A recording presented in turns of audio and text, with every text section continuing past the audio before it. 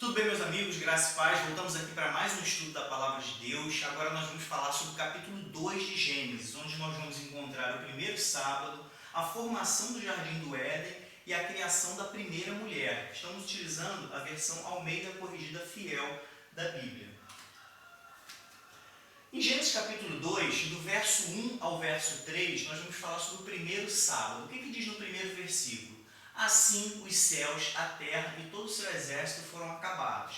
Lembrando que a gente está dando continuidade ao capítulo 1, onde no sexto dia Deus teria encerrado toda a sua obra com a criação do ser humano. E a gente entra no sétimo dia, que é o dia em que houve o encerramento do seu trabalho na criação do universo, de todas as coisas que existem no universo. Não necessariamente os dias tinham 24 horas. Lembrando que o lumiar, o sol, a lua, que eram os marcadores de tempo, não foram criados logo no início. Então, alguns acreditam que esses dias tinham um período mais longo, então a gente teria um espaçamento de tempo muito maior. Outros acreditam, sim, que eram dias de 24 horas e a marcação desse tempo para o ser humano veio posteriormente. Mas, independente se tinha 24 horas ou não, é importante a gente lembrar que eram 7 espaçamentos de tempo, eram 7 marcações de tempo. Em 6, Deus criou todas as coisas e no 7º, que seria a 7ª parte desse tempo, houve um descanso de Deus. Esse descanso também não é propriamente um descanso relativo ao cansaço de Deus, como se Deus cansasse. É um encerramento, houve um cessar daquela obra que Deus estava fazendo, então houve uma pausa ali onde Deus pôde contemplar aquilo que Ele havia criado, e essa pausa é trazida para nós como um dia do descanso, um dia em que a gente também deve parar, descansar, refletir em tudo aquilo que nós fizemos nos outros 6 dias. Então, o que a gente tem aqui? Assim os céus, a terra e o seu exército foram acabados. Havia sido feito o céu e a terra, e tudo aquilo que havia nele. Então, esse exército aqui está se referindo a todos os elementos que foram criados. Não é um exército militar com pessoas ou com seres celestiais, nada disso. Esse exército aqui está se referindo a todos os itens, a todos os elementos que foram criados nos céus e na terra.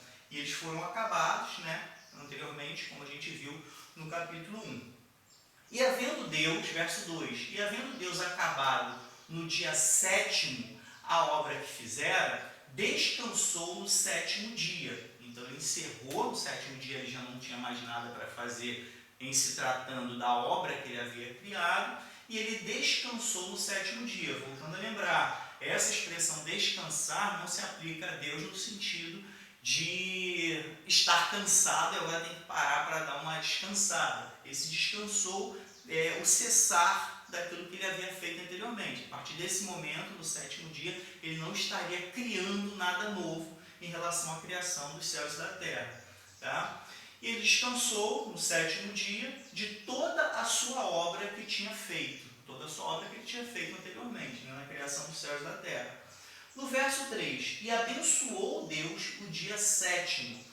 O dia 7º foi um dia especial, porque foi diferente dos outros 6. Enquanto nos outros 6 dias ele estava criando os elementos que compõem os céus e a terra, no 7º dia foi uma pausa em que ele fazia algo diferente do que tinha feito nos outros dias. Então ele abençoou aquele dia como um dia especial.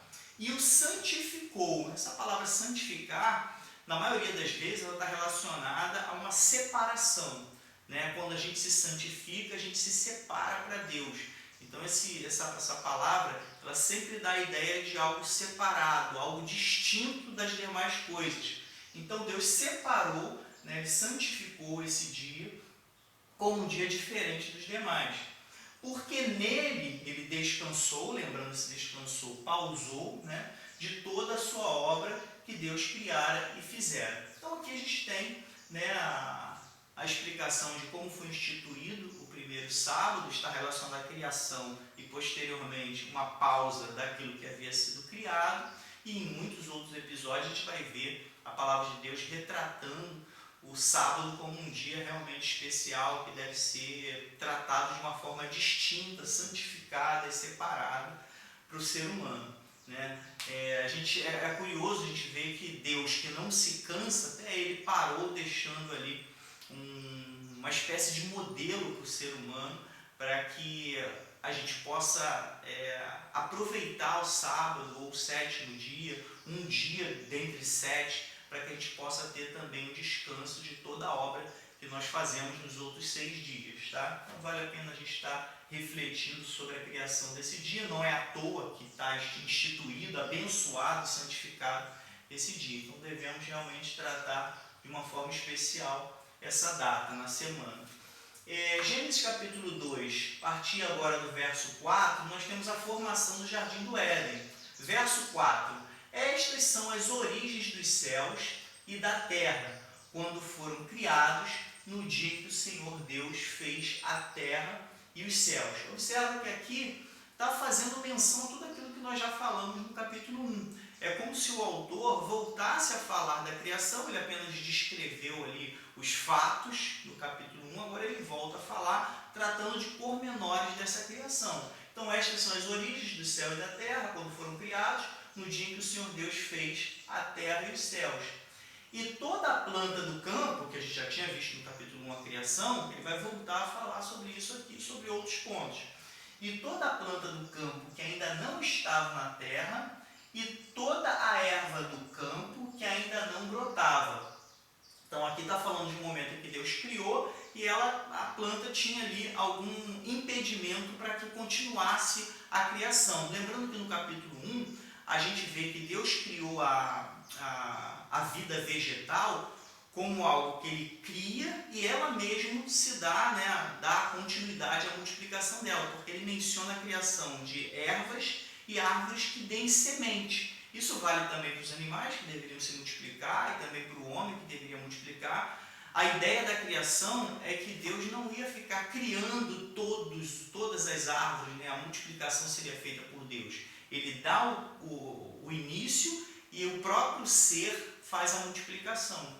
Então, em algum momento após a criação da erva verde, das árvores, havia ainda a necessidade de algo que favorecesse essa multiplicação. Então ele explica aqui que e toda a árvore do campo que ainda não estava na terra, ou seja, seriam criadas outras, né, seriam multiplicadas, e toda a erva do campo que ainda não brotava, né, porque havia semente, mas precisava de um mecanismo para isso. A gente sabe, né, que é necessário água, por exemplo, para que uma semente germine na terra. E ele vai falar sobre isso aqui, porque ainda o Senhor Deus não tinha feito chover sobre a terra.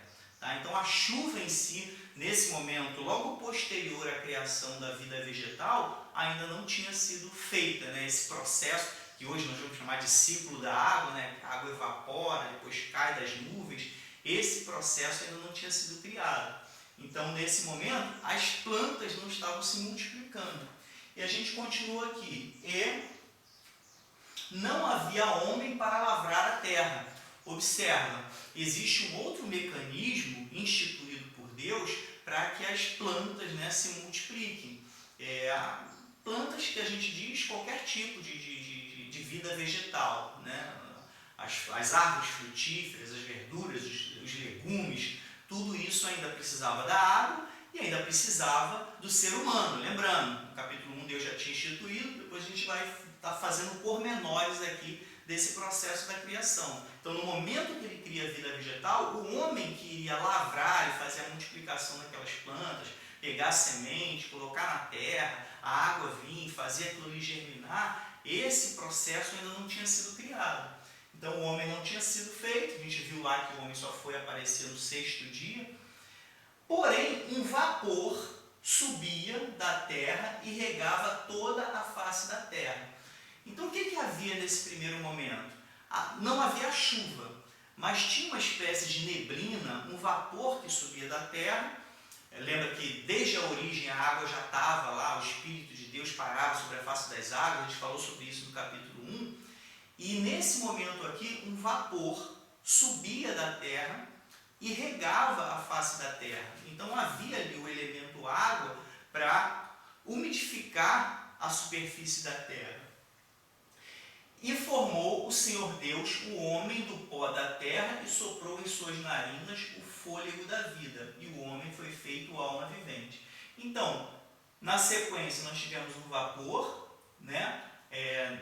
Esse vapor aqui, provavelmente, o que a gente entende é que ele vai ser o precursor da criação das nuvens, e depois a chuva vai vir, e na sequência, Deus faz o homem. E na parte anterior, no capítulo anterior, a gente viu lá a criação de cada elemento até chegar no homem, e aqui está dando detalhes dessa criação. Formou o Senhor Deus o homem do pó da terra. Esse texto, ele por muito tempo trouxe para a gente aquela visão de que Deus moldou o homem como se fosse um bonequinho de barro, né, que pegou lá a terra molhada, né, falando de vapor subindo, regando a face da terra, então ele teria pego um barro e teria feito um barro literal mesmo, né, da terra com água, formou e depois deu vida. Tá? Hoje existem outros entendimentos a partir de estudos, né, a partir de deduções, né, a gente quando não tem muitos detalhes já acaba imaginando muitas possibilidades. Isso é muito válido, Deus deixou o conhecimento para que a gente possa entender algumas coisas que não foram reveladas diretamente. O pó da terra, existe um entendimento que se refere a todos os elementos da terra.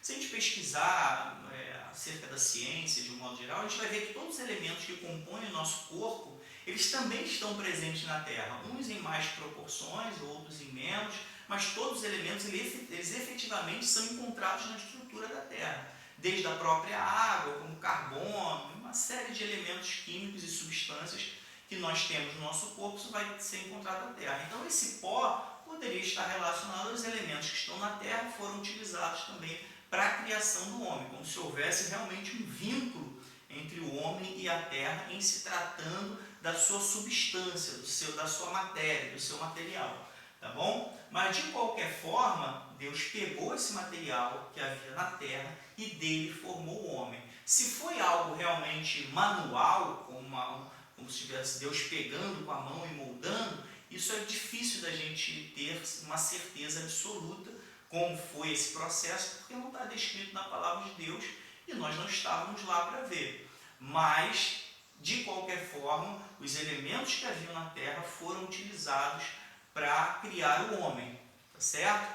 Isso a palavra de Deus diz, a ciência vai mostrar isso para a gente, então está muito comprovado, muito claro que Deus usou a matéria da terra que já estava ali para criar o ser humano, tá bom? E na sequência, Deus soprou em suas narinas o fôlego da vida. Houve ali uma espécie de respiração da parte de Deus, levando o fôlego, esse processo de respiração que nós temos, veio da parte de Deus, né? No início seria um ser inerte, sem vida, e a partir do momento que vem esse processo de respiração, de nós absorvermos o oxigênio, né, o ar com o oxigênio, depois colocarmos o restante para fora, que seria o gás carbônico, né, e um pouco também do oxigênio, esse processo de inspiração e expiração veio da parte de Deus para que nós fôssemos formados alma vivente, como a palavra de Deus diz aqui. Soprou em suas narinas o fôlego da vida e o homem foi feito alma vivente. Então foram dois processos que são descritos aqui, a formação do corpo do homem e na sequência Deus dando vida a esse ser a partir desse fôlego de vida, tá bom? E plantou o Senhor Deus no jardim no Éden. Observa que a gente já está falando aqui do jardim do Éden, mas houve uma recapitulação com alguns momentos, né, da criação anterior à criação do jardim do Éden, e aqui efetivamente no verso 8 a gente vê Deus criando o jardim do Éden. E plantou o Senhor Deus um jardim no Éden. Queria falar sobre esse primeiro momento aqui, que esse nome Jardim do Éden, ele tem um significado especial. Se a gente for pegar as palavras lá no original, no hebraico, jardim, ele remete a uma palavra que dá uma ideia de cercado, um parque, algo que fosse protegido. Então, de toda a criação da terra, havia um espaço ali cercado, não sabemos como era esse cercamento do espaço, mas era um lugar separado, distinto dos demais, tá? Porque a palavra que está lá no lugar do jardim dá essa ideia de parque, cercado, protegido, abrigado. Então era um espaço que de alguma forma era protegida por Deus. E a palavra Éden, ela tem um significado, a palavra que está por trás de Éden, né, a gente traduziu como Éden, mas a palavra ela tem um significado no hebraico, que é diversão, deleite, no sentido de aproveitamento. É como se Deus tivesse criado um parque de diversões. Grosso modo falando, para a gente entender, o significado da palavra aqui seria um cercado de deleites, um lugar abrigado, protegido, para que o homem pudesse aproveitar e desfrutar da criação de Deus. Tá certo? Então esse seria o significado aproximado dessa palavra Jardim do Éden. Do lado oriental, em relação a onde eles estavam, era no Oriente, é como se Deus tivesse criado o homem aqui, e no lado oriental tivesse feito esse parque, e pôs ali o homem que tinha formado. Depois ele pega o homem e coloca lá nesse jardim. Há essa descrição do que teria acontecido nesse momento. Tá bom? Deus cria o homem, cria o jardim do Éden, depois pega o homem e coloca lá nesse jardim. Verso 9. E o Senhor Deus fez brotar da terra toda árvore agradável à vista. Aí volta a falar dessa questão, né, da germinação das árvores. E o Senhor Deus fez brotar da terra, já está falando do jardim do Éden, né? Toda árvore é agradável à vista. Então imagina, no jardim do Éden devia ter uma série de árvores lá, com frutas maravilhosas para serem aproveitadas. Então deveria, a gente imagina que tenha sido um lugar muito bonito, até pelo significado do homem, um local que era para o homem aproveitar e desfrutar. Então Deus fez questão de colocar lá toda árvore que fosse agradável à vista. Não fala nem do sabor ainda, né? Se fala da questão de ser agradável à vista. Então, seriam árvores frutíferas que a gente só de olhar para elas já se agradaria daquela aparência que elas tinham, dos seus frutos, daquela estrutura que aquelas árvores tinham. E boa para a comida. Então aqui agora falou da aparência dela e fala agora da sua funcionalidade de servir como alimento. Então provavelmente eram árvores muito desejosas de se alimentar. A partir do momento que você olha para aquele fruto, você deve sentir gosto, né? Sentir vontade de aproveitar daquele alimento ali. E a árvore da vida, no meio do jardim, havia a árvore da vida, né? Essa árvore é aquela árvore que garantiria a imortalidade do ser humano, né? Tanto que mais tarde a gente vai ver como punição, Deus afasta o homem e a mulher dessa árvore para que não fique existindo ali para sempre e possa herdar a morte por conta do pecado. Então, nesse momento, Deus coloca a árvore da vida no meio do jardim. E eles se alimentariam dela, né? E a ideia original da palavra, como a gente vai ver aqui e na sequência dos textos, é que o homem não morresse, ficasse ali se alimentando da árvore da vida e aquilo ali garantisse que ele tivesse uma vida, né, imortal aqui na terra, em especial no jardim do Éden. E também tinha uma segunda árvore especial, além da árvore da vida, havia a árvore do conhecimento do bem e do mal, que vai gerar aquela polêmica junto com a serpente, tá? Que a gente vai ver no outro momento. Tá certo? Então o que a gente precisa entender aqui do verso 9? Tinha muitas árvores muito atrativas, tinha a árvore da vida que estava no meio do jardim e ainda tinha a árvore do conhecimento do bem e do mal. Tá certo? Que ia dar ciência ao homem, ele ia entender o que é ruim, o que é bom, o que é pecado, o que não é, ele ia vivenciar essas coisas se se alimentasse dela. Era a árvore que originalmente era proibida de se alimentar, tá bom? E saía, verso 10, e saía um rio do Éden para regar o jardim. Tinha um rio que saía dali do Éden, que regava todo o jardim do Éden.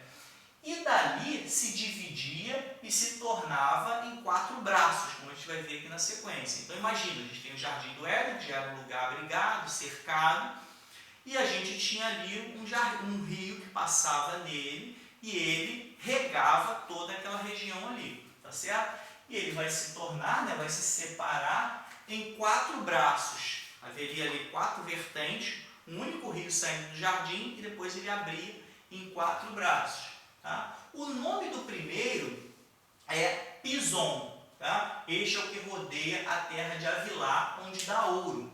A gente não tem referências, né? Existem especulações sobre a localização desse rio, mas não tem mais referência dele física que a gente possa ver, esse aqui que é o rio Pison, mas dá alguma indicação que é um lugar que há, ou pelo menos que houve naquela época, ouro. Então é um lugar que passava próximo de riquezas.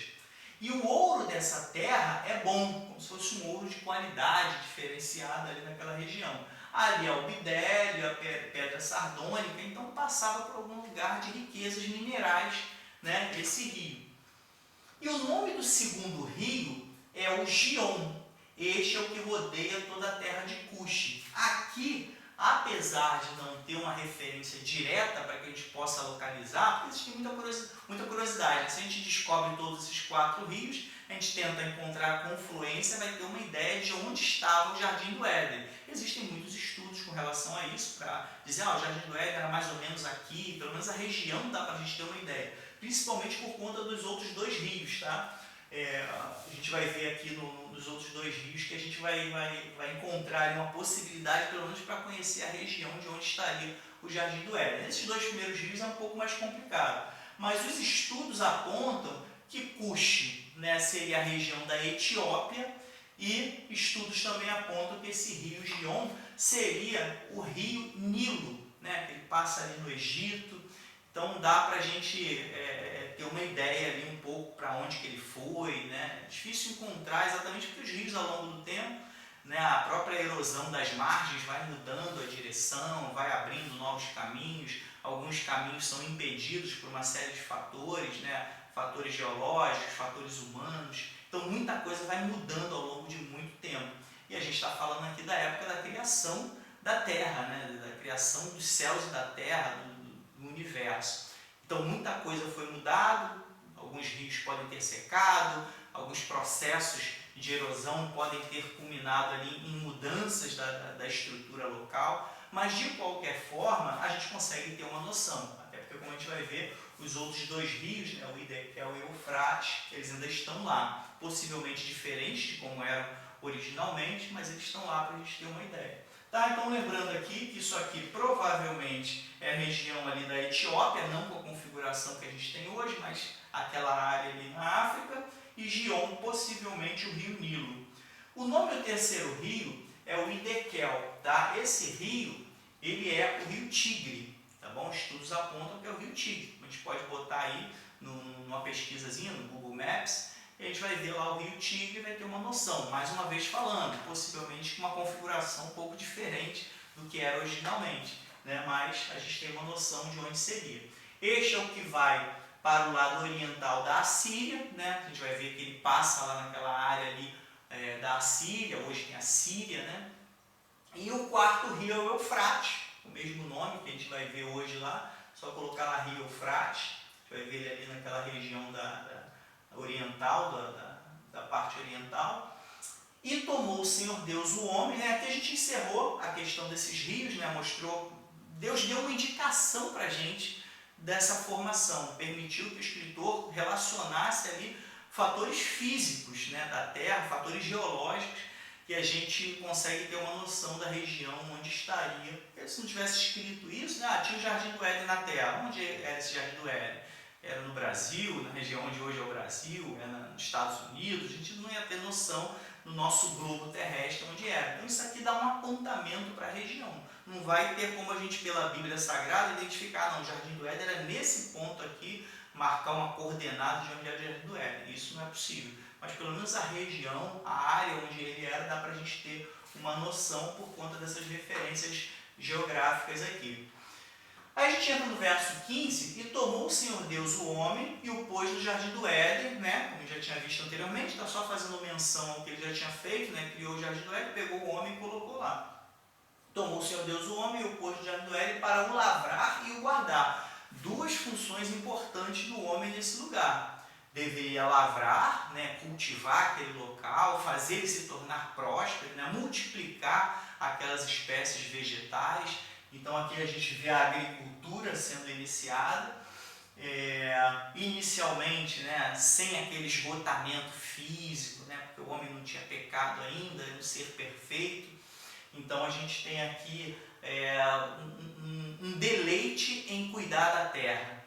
vamos dizer assim, associando a questão do lavrar, dessa questão de trabalho relacionado ao próprio nome que o Jardim do Éden tem, então o homem aproveitaria aquele local cuidando dele. E a gente tem a função de guardar também, proteger, porque a gente tem um conceito ecológico, né? Essa é a questão de guardar, proteger, cuidar contra o mau uso daquele local ali, né? Então a gente tem aqui, não havia uma proteção física contra inimigos, que a gente está falando do primeiro homem, né? Primeiro ser humano aqui na Terra, então não teria povos inimigos querendo invadir o Jardim do Éden, mas ainda assim havia a ideia de proteção, de cuidado daquele local. Verso 16, e ordenou o Senhor Deus ao homem, dizendo, de toda árvore do jardim comerás livremente. Tá? Então Deus deu uma ordem, criou o ser humano, criou o jardim, colocou o homem lá e colocou algumas regras. Né? Então a gente colocou aqui, e ordenou, deu ordem, né, o Senhor Deus ao homem, dizendo, de toda árvore do jardim comerás livremente. Lembra aquelas árvores que eram boa vista, boa para comida? Aquelas árvores podiam comer à vontade, inclusive da árvore da vida, porque aquilo ali é que garantiria a continuidade dele existindo, né, de uma forma imortal, sem que houvesse morte. Então Deus deu liberdade para comer.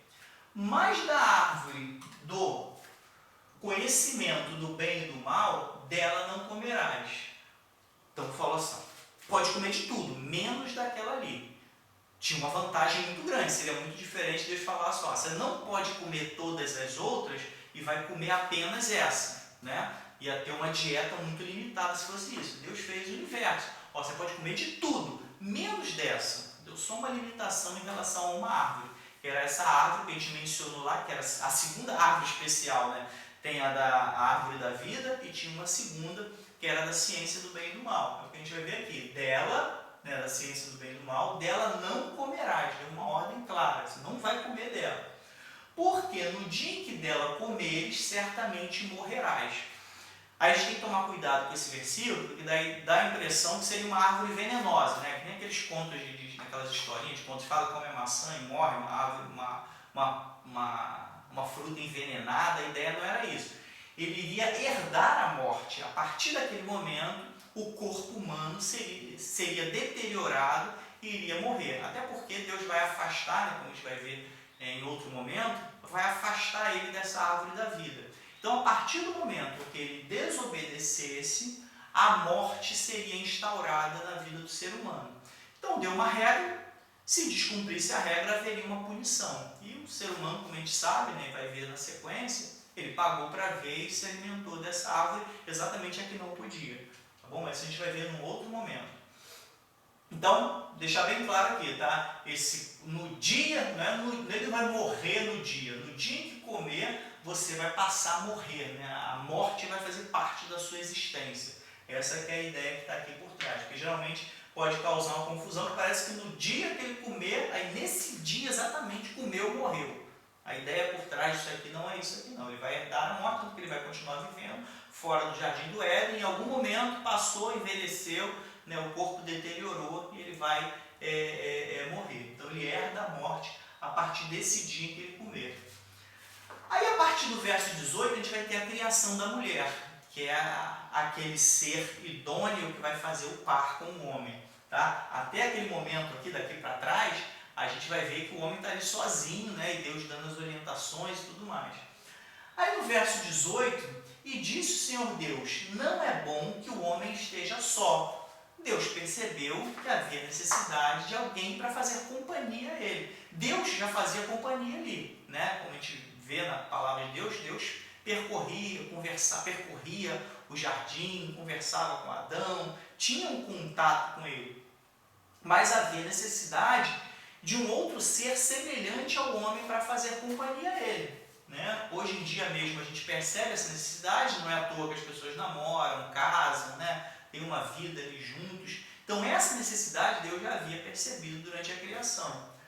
E disse o Senhor Deus, não é bom que o homem esteja só, far-lhe-ei uma ajudadora idônea para ele. E utiliza essa expressão aqui que gera muita polêmica, né? O pessoal que defende a questão do feminismo, às vezes tenta justificar essa palavra com umas teorias um pouco infundadas, mas não há nada errado, nem que deteriore a imagem da mulher o fato dela poder ajudar o homem. A ideia aqui é que o homem precisava de uma companhia, porque Deus fala que não convém que ele esteja só, e Deus cria alguém também, não só para fazer companhia, mas para auxiliar o homem na sua missão. Então a mulher veio sim com esse papel de auxiliar o homem naquela missão que Deus tinha dado a ele, tá certo? Não tem nenhuma conotação de ser um ser inferior, que deva ser escravizado, maltratado, como alguns sentem-se ofendidos pelo fato de ser a mulher ser a ajudadora do homem. Não, veio para complementar a existência do homem e ajudar ele na missão que ele tinha. Tá?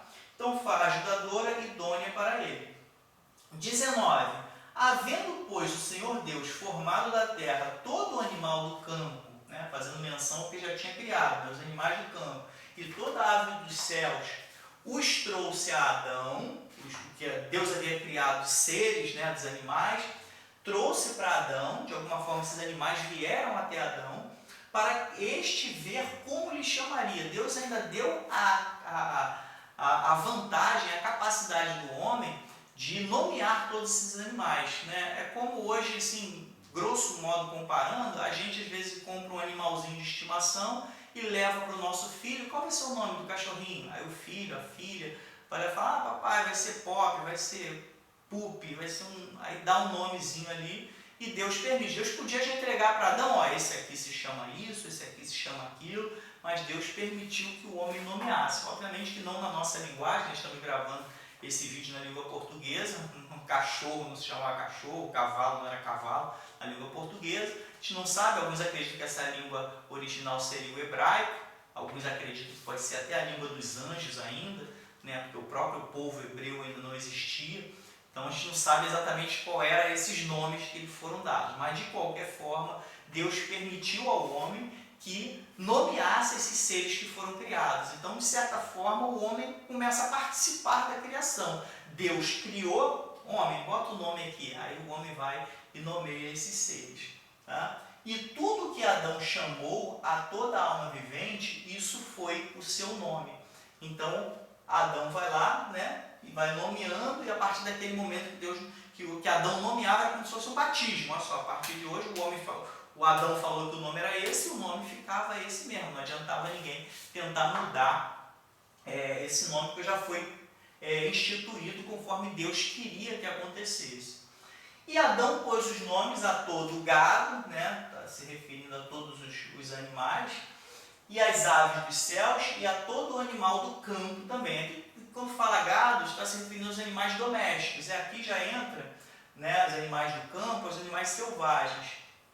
Mas para o homem não se achava ajudadora idônea. A gente começa a perceber uma estrutura de escrita do livro de Gênesis que vai sempre recapitulando o que estava anteriormente falando. Aqui Deus já tinha falado, né, que iria criar, aí depois voltou a falar da criação dos animais, botar nome, e aqui volta a falar que para o homem não se achava ajudadora idônea. Porque estava vendo lá os animais, né, todos felizes, tinha nomezinho, né, tinha o macho, tinha a fêmea, e o próprio ser humano, a mulher veio depois.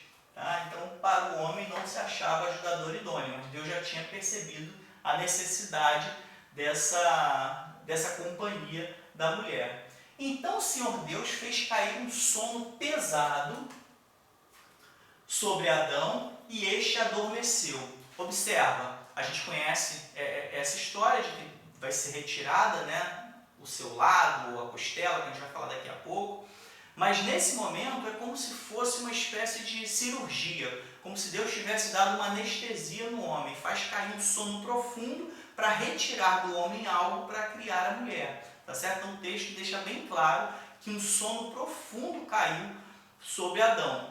É uma situação um pouco complexa para a gente imaginar, porque se tratando de um Deus todo-poderoso, o processo, se ele quisesse, poderia ser outro. Ele poderia criar a mulher do nada, ele poderia falar e a mulher ser criada, ele poderia ter feito a mulher do pó da terra também, mas por alguma razão a sabedoria de Deus foi que houvesse um sono, uma espécie de adormecimento ali do corpo dele, que ele pudesse estar ali numa espécie de mesa cirúrgica, tivesse ali adormecido, tivesse ali parado, e a partir desse momento, calmamente, Deus tirasse algo e criasse a mulher. É algo que está muito além do nosso entendimento, do nosso conhecimento, o porquê de Deus ter criado esse propósito. Deus poderia ter tirado uma parte dele sem que ele dormisse também. Deus é poderoso, ele criou os céus e a terra, criou o universo inteiro. Imagina o poder de Deus para poder fazer alguma coisa. Mas por alguma razão ele fez com que o homem estivesse ali, talvez anestesiado, enquanto ele fazia essa obra, né, maravilhosa também, tal qual o homem é uma obra maravilhosa, a mulher também o foi. Então, calmamente, ele foi e fez aquele procedimento ali para a criação da mulher. Então, a gente tem esse registro de que Adão estava adormecido enquanto Deus criava. Algumas ideias, né, algumas especulações podem ser tiradas daqui, né, a questão de que o homem não trabalhou efetivamente para a criação da mulher, ele estava descansado e Deus entrega a mulher para ele, né? Essa ideia pode ser trazida para os nossos dias. Algumas vezes a gente persegue essa questão de ter uma mulher de uma forma como se aquilo ali fosse a última coisa que a gente vai fazer na vida. Enquanto isso, Deus está trabalhando pela mulher que vai ser entregue para a gente, para nos ser por esposa. Né? A gente vai ver isso também muito mais na frente, lá em Isaac, né?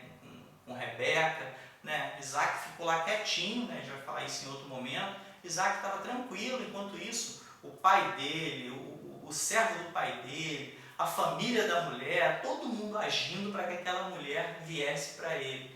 Então, pode estar trazendo alguma ideia de descanso enquanto Deus prepara a mulher que vai ser separada para ser, né, a esposa de um modo geral. Mas é bom a gente fazer menção ao registro, não tem muitos detalhes, a gente fica no campo da especulação, mas existe essa pausa em que Deus fala, não, agora você vai dormir e deixa eu resolver aqui essa questão, né? Algo como se fosse isso. E depois que Adão adormeceu e tomou uma das suas costelas, aí aqui a gente tem que ter um cuidado, né?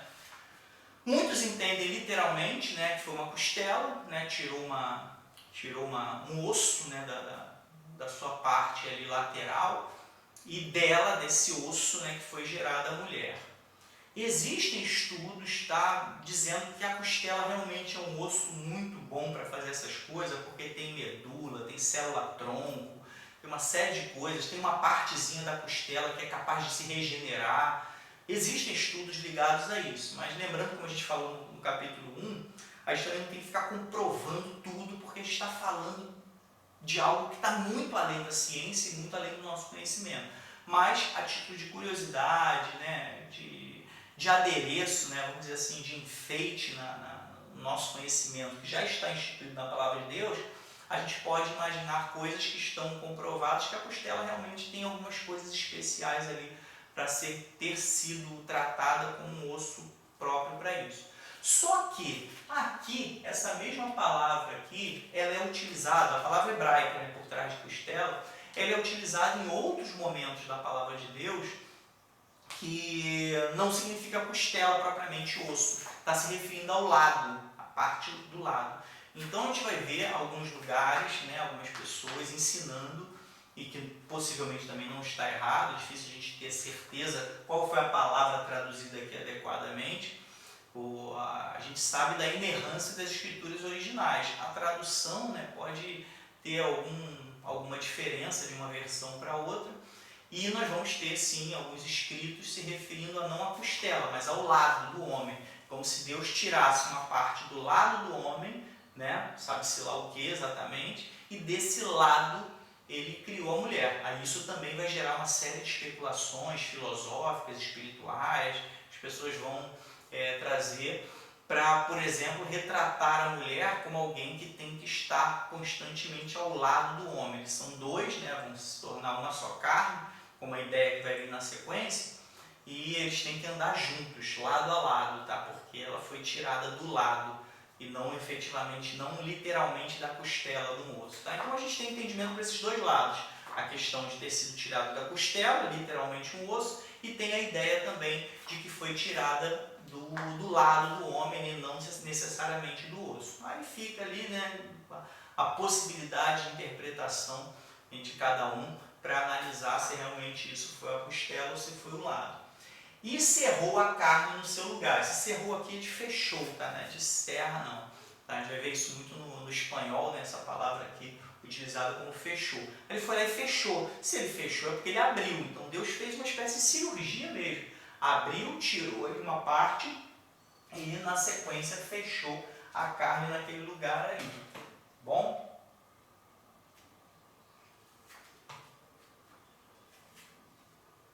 Verso 22. E da costela, ou do lado, né, dependendo do entendimento, que o Senhor Deus tomou do homem, formou uma mulher e trouxe a Adão. Tá bom? Trouxe a Adão. Verso 23. Tá, voltando aqui no verso 22, depois que Deus formou a mulher, observa. Aí entra aquela ideia nossa, né, de Deus entregando a mulher que foi separada, né? Ele formou e entregou ela para Adão, como se fosse assim, um presente. Olha só, você estava precisando disso, não convinha que você ficasse só, agora toma aqui a mulher que foi formada, entregou para Adão. E disse Adão: esta é agora osso dos meus ossos e carne da minha carne. Se ela foi tirada de Adão, a gente observa que agora ela faz parte daquela mesma natureza do homem. Agora ela literalmente é carne dele, né? Eles dois são uma só carne. Foi tirado de uma parte, pode ter sido do lado, levando osso, carne, levando tudo, foi tirado do osso e aquele osso ali, né, gerou toda a carne, todo o restante do corpo. De qualquer forma, Adão, quando recebeu a sua mulher, ele teve entendimento, olha só, essa daí faz parte de mim, ela é osso do meu osso, ela é carne da minha carne, o osso dos meus ossos, né? E carne da minha carne. Esta será chamada mulher, porquanto do homem foi tomada. Esse trechozinho aqui, esta será chamada mulher, porquanto do homem foi tomada, o entendimento desse texto aqui é melhor quando a gente estuda as línguas originais, porque fica estranho, né? Ela foi chamada de mulher só porque foi tirada do homem, palavras que não têm nenhuma relação. Mas quando a gente vai lá no original, na língua hebraica, a gente vai ver que a palavra que está aqui e a palavra que está aqui são muito semelhantes. Tá? Se não me falha a memória, é ish e ishá. Né? Então é como se fosse aqui. Esta será chamada ishá, porquanto do ish foi tomada. São palavras muito próximas. Então ele quis dar um nome que fosse semelhante ao nome dele. Tá? Existem versões bíblicas que, ao invés de usar homem e mulher, vai colocar varão e varoa. Então isso traduz bem a questão do texto original. Tá? Seria, esta será chamada varoa porque do homem foi tomada. Esta será chamada varoa porquanto do varão foi tomada. Então essa que é a ideia. Homem e mulher são duas palavras, né, bem diferentes, né, com raízes diferentes. Então a gente não consegue sentir um pouco do peso que a palavra original tem. Mas fica aqui o entendimento, né, que são palavras muito semelhantes, ishá e ish, né, para ver que o Adão percebeu que ela pertencia, né, à sua própria natureza. Poxa, então eu vou botar um nome semelhante ao nome que eu já tenho. Tá? Lembrando que aqui ainda não é Eva não, tá? Aqui ele está se referindo à espécie, né? A gente está vendo ali o homem e mulher, não está se referindo aqui a Eva, o nome Eva vai vir depois, a gente vai ver isso no capítulo 3 na sequência. Tá bom? Verso 24. Portanto, olha só, portanto está trazendo a ideia dessa relação aqui, do fato da mulher pertencer à mesma carne, ao mesmo osso do homem, tá? Aí vem aqui o entendimento que a gente traz para os nossos dias acerca do casamento. Portanto, deixará o homem o seu pai e a sua mãe, não está falando, o texto, né, escrito por Moisés não está falando desse episódio, porque o homem não deixou a casa dos pais, até porque ele não tinha pai e mãe terreno, a Eva também não tinha, né, a mulher também não tinha, então está trazendo isso para o entendimento atual. Tá? Deixará o homem o seu pai e a sua mãe e apegar-se-á à sua mulher e serão ambos uma só carne. Então esse, portanto, está trazendo a gente a ideia seguinte, Eles serão uma só carne por conta disso aqui. Tá? Então é uma ligação muito interessante para a gente trazer para os relacionamentos atuais. Né? O homem vai deixar a casa do seu pai e da sua mãe, ele sai da sua casa. O que é a visão de casamento original das Escrituras Sagradas? O homem deixa a casa dos pais e vai se unir à sua mulher para assim eles serem carne e carne, da mesma carne como Adão e Eva eram. Né? Então traz uma ideia muito interessante. Esse versículo também eu gosto muito dele acerca do casamento, que ele traz um outro entendimento muito forte sobre essa união entre o homem e mulher. Por quê? Aqui essa palavra apegar-se-á, algumas versões está se unirá, a sua mulher, de unir, apegar. A palavra original aqui é uma palavra que significa cola.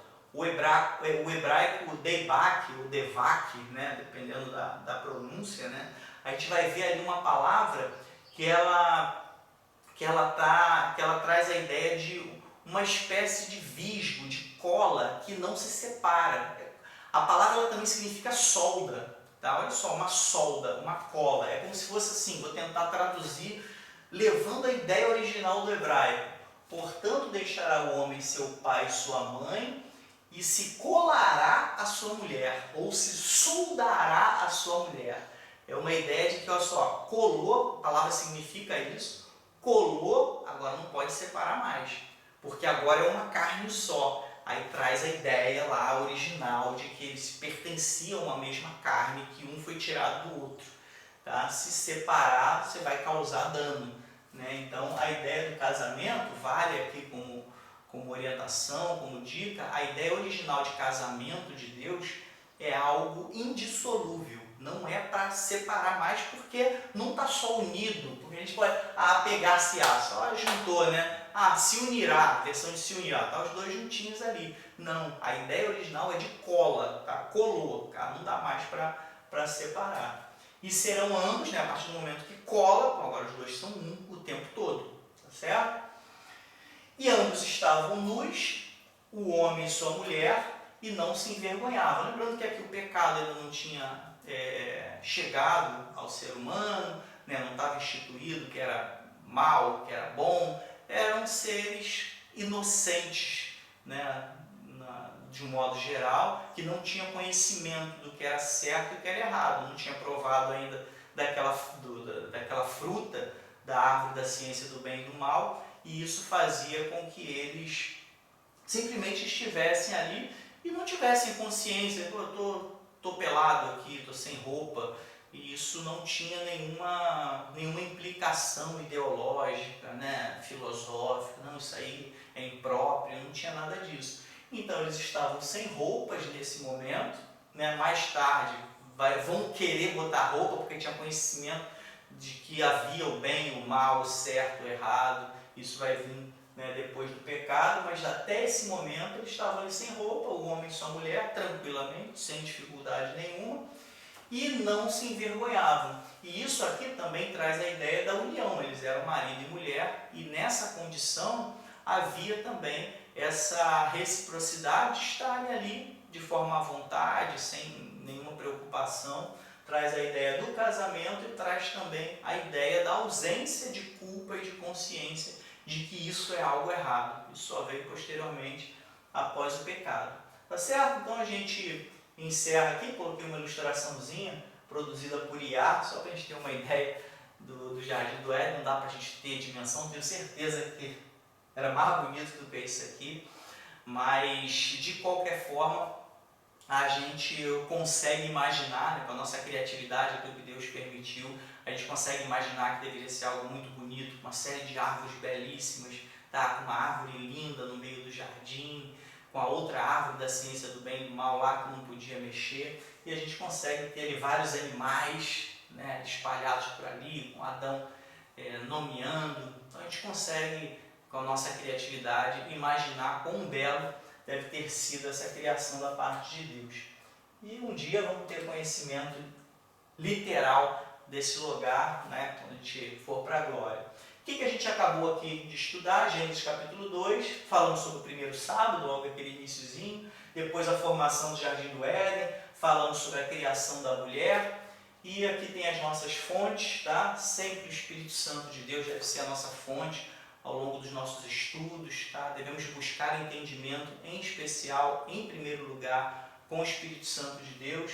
E utilizo esses dois comentários principalmente, comentário bíblico Moody, comentário bíblico Champlin, tá? Essas aqui são as minhas mídias, tá? Meu canal no YouTube, minhas mídias pessoais, Instagram e Facebook, e o meu site colunadefogo.com, tá bom? Te agradeço pela sua atenção, que Deus possa te abençoar, e eu espero você no nosso próximo vídeo. Forte abraço!